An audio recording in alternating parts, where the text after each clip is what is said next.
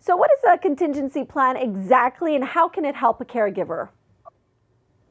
A contingency plan is kind of like a fallback plan. It's just something to have in place. So if there's a crisis, if a caregiver falls ill, especially with the increased numbers that we're having with COVID, if a caregiver falls ill or if the care recipient falls ill, it's a backup plan, a way for people to step in and take over that role to provide additional assistance. Okay, so take us through formulating a contingency plan, and it starts with writing down all your tasks. Yeah, I mean, I think caregivers, it's like they're on autopilot, and I don't think they recognize all the things that they're doing every Mhm. single day. So I think the first step is really just outlining almost, hour by hour what you're doing as a caregiver.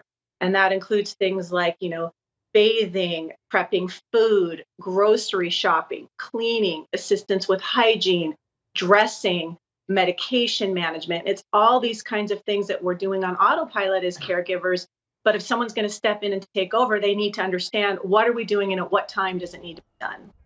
Yeah, that's a good point. Okay, step 2 is to document all financial responsibilities.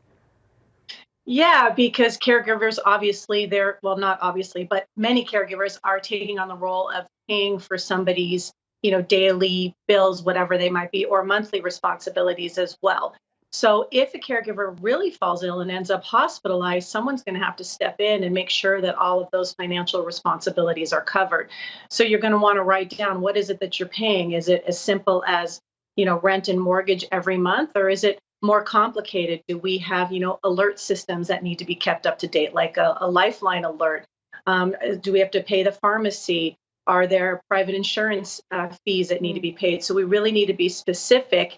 And not only do you have to write down all of those things, but you have to make sure that the person who's going to take over has access to all those passwords and the ability to get in and take over online and make sure those payments are made.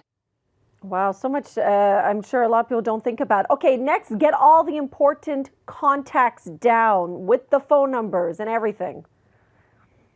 Yeah. So, I mean, the most important contacts you can think about would be the physicians, who are the specialists and who are the family physicians or singular that are taking care of this person. Get all of those contact information, the names down, the addresses, the phone numbers, and what's the emergency procedure to get a hold of somebody and make an appointment. But you want to go beyond that. You want to think more than just the direct healthcare professionals like physicians. Is the CLSC involved? Is there a social worker or nurse with the CLSC? Is there a private home care company involved? Is Meals on Wheels providing assistance? Is there a neighbor down the street who's doing something simple like getting the mail and bringing it to someone's home? So you really want to Yeah. expand your ideas of who could step in and make sure that all those numbers are down. And speaking of someone who can step in, the last step is to designate at least one person who is familiar, with your case and the role of caregiver.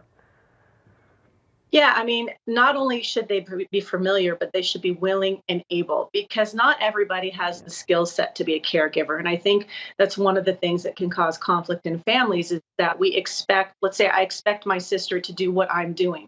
Well, she may not have Right. that skill set. Maybe she's better doing other kinds of things. So really thinking about who in your family, who in your entourage has a skill set, the ability, and is willing to take on those particular tasks, has an idea of the type of care that's already being provided, and is really willing and able to step in and take on a particular role. It doesn't have to be everything. You could Yeah. delegate, split the tasks into three groups and delegate three people if that works better for your situation.